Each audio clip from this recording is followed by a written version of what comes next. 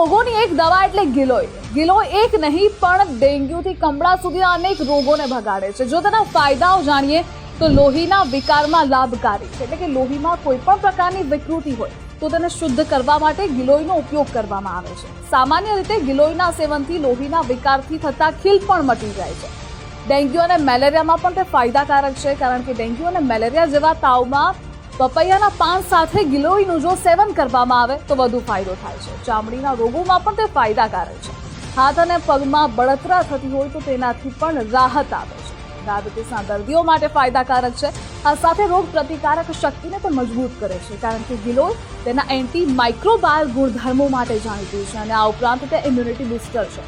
ત્વચા માટે પણ ઉપયોગી છે. ગિલોયનો ઉકાળો સતત પીવામાં આવે તો તે મોટાભાગની બીમારીઓને દૂર રાખે છે. તેમાં એન્ટીઓક્સિડન્ટ, એન્ટી ડાયાબિટીક, એન્ટી સ્પેર્મોડિક જેવા અનેક ગુણો છે. ગિલોયનું સેવન કરતા પહેલા ડોક્ટરની સલાહ અવશ્ય લેવી જોઈએ, પરંતુ જો તમે ગિલોયનું જ્યુસ પીવો છો, તેનું સેવન કરો છો તો તમારા માટે ખૂબ જ લાભદાયક છે. આવી જ અપડેટ્સ માટે આપ જોતા રહો ગુજરાત ફર્સ્ટ.